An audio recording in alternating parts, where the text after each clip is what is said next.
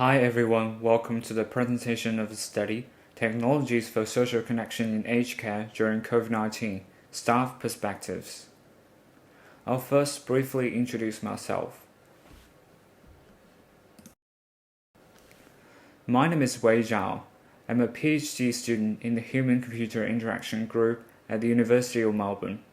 I'm working as a research assistant with Associate Professor Jenny Waycourt and Dr. Ryan Kelly for the project. The study is part of a larger project, Emerging Technologies for Enrichment in Later Life, which is funded by Australian Research Council Future Fellowship. The project focuses on aged care settings and is looking at how new and emerging technologies can be used to enrich the lives of people in aged care settings. Social isolation and loneliness have been prevalent issues that affect older people's well-being. According to a survey by Australian Institute of Health and Welfare, at least 13% of older adults over 65 experience loneliness, with those over 75 more likely to be lonely than any other groups. Meanwhile, at least 8% of older adults over 65 are socially isolated. Since the outbreak of the COVID-19, it is harder for older people living in aged care to keep connected to the broader community and engaged in meaningful activities. In order to cope with this situation, many aged care providers and technology vendors have started to adopt or launch technologies such as the Hello Nan and Pop activity pack provided by Bolton Clark that supports video calls between family members, and virtual reality that allows people to have live experience virtually. Digital technologies have shown great potential for social enrichment and connection, but how can we ensure they are designed and used well?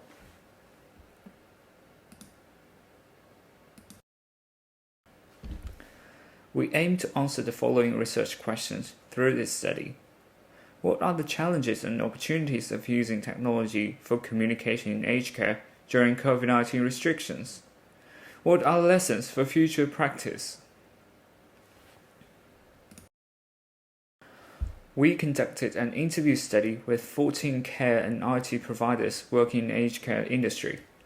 Participants are working different roles in aged care, including lifestyle or social program coordinators, IT support, and business management.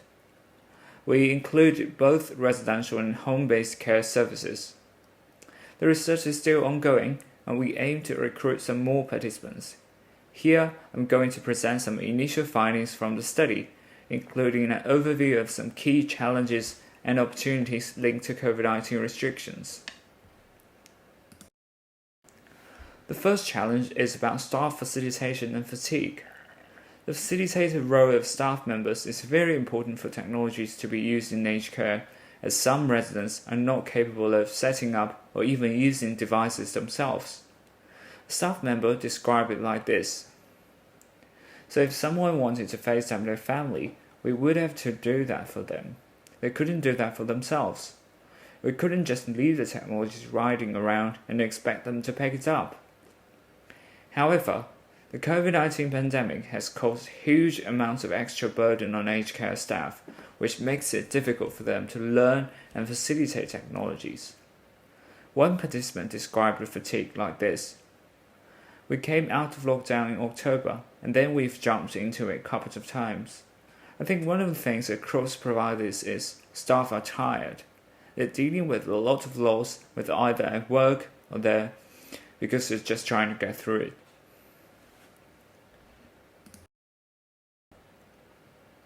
Another challenge is about the loss of volunteer and digital coach support. Volunteers used to be a critical part of aged care to provide support and social interactions with residents, but they were not able to enter facilities due to restrictions. One aged care staff described the impacts like this. So through COVID, it was difficult because we couldn't get our volunteers in. Before that, Our volunteers are a critical part because we've got about 200 volunteers that come across all their facilities. They're there, they want to talk to the residents, they deliver a cup of tea, they do little things, they play cards, they set up activities that help with their social interaction. And there's a major part of our service delivery to our clients. But because of COVID-19, that really had a large impact on our volunteer base because they aren't coming in and helping us out. Moreover, the restriction rules on visitors make it hard for a digital coach to provide technical support, especially for people receiving home-based care services. One of our participants is a technology provider that provides home-based technical support. He described the challenge like this: "We have to stop that because of COVID. And the idea of having a coach coming in to talk to them about some issues around and how can we do that in a socially distancing way, so the project is put on hold for a bit with that. And then we did have some clients as a result that said, well, no, I don't want anyone to come into our home as a fear of COVID. So they chose to put it on hold and never really got them started on the project. The third challenge is related to the use of video calls for communication. Video call is a crucial form of communication during COVID when visiting face-to-face is restricted. According to our participants, many residents use video conferencing tools for the first time during the pandemic.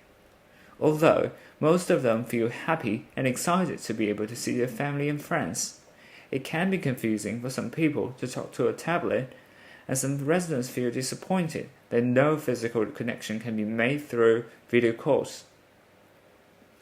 Participant 7 described it like this: they want to be able to interact with their loved ones the way that they would if they were holding their hand, and unfortunately, when it's just conversation and the person is in a screen, it doesn't always work.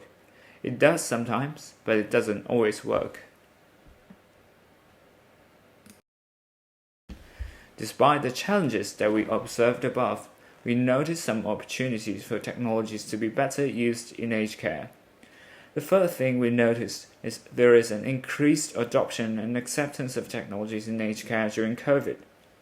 An aged care staff described the trend like this: think of what COVID has done for the video call industry. I've heard of Zoom but hardly ever used, and we've been like this for a long time. So when we say you can video conference with your mom, people don't get me. It's so much better now, 6 months later, because everyone's done this, for their church council, for their office. This can be a trend that continues after the pandemic, which is especially helpful for residents whose family lives in other states or countries.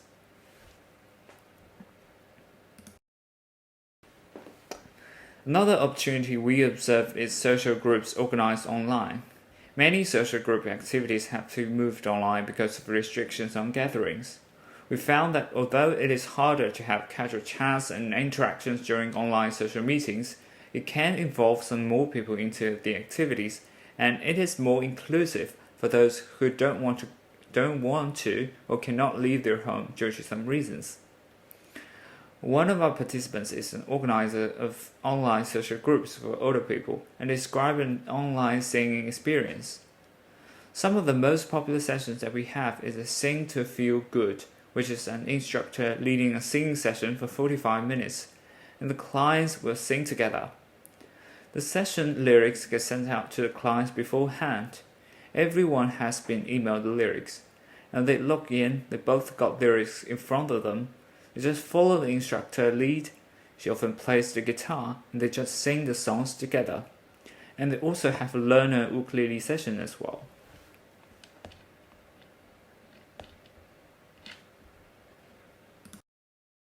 The restrictions also pushed aged care providers to develop new ways to communicate with family members of residents. Unexpectedly, aged care staff found the use of video calls helped include distant family members into the discussion, as he pointed out that what we never really thought about is you'd have family members that were in Queensland or Sydney or Country Victoria that could now attend resident relative meetings. and it's one of the things we will now continue. Some aged care organizations also created channels on social media for families to know what is going on inside the facility. An example from a participant is, "Mom's okay, she looks good, she's eating well, and by the way, she's having a dance." And we often get responses back from the family saying, "It's great to see Mom making a pizza, and can you wish her a happy birthday for me?" So that kind of information provides peace of mind to families and improves the communication. The fourth opportunity we found is some creative cases of using technologies for social enrichment and connection, which can be learned for the future design practice. The first example is about the use of a smart speaker with display for an aged care resident to communicate with families. They created a shared gallery that updates in real time, which means whenever there are new photos taken for their grandchildren, should get updates on the Google display. A staff participant described it like this: "So they could have a birthday party, then grandma could see what her daughter's birthday was. She can see a lot of drawings by the grandkids and great-grandkids. She's able to actually see what they're doing and see photos of them and how they're changing during the year. It's fantastic." Another example is the use of visual props during video calls. One participant mentioned about playing YouTube videos in the middle of video calls to promote interactions. She said, "With my dad, I use YouTube on a one-on-one basis with him. It totally depends where he is on the day. Sometimes he can direct what we do, and on other days I have to put things on to support his, almost jog him onto the right mind process. I literally would just sit and type in whatever it is that we're talking about, whatever it is that engages him, that he wants to talk about. By the end of the call, we may end up doing something totally different than I've planned to do. He's normally relaxed, making jokes because it would be in a space that he can contribute to because we've got visual prompts." So from the challenges and opportunities we mentioned above, I'd like to conclude the presentation with a few lessons that we learned from the study. The first lesson is about the impacts of COVID-19. The pandemic is still ongoing, and the impacts of it on people's life and routine will continue. Digital technology can be helpful for mitigating those negative impacts, but they need to be designed carefully to fit their needs. The second lesson is that creative uses of technology can provide a shared experience.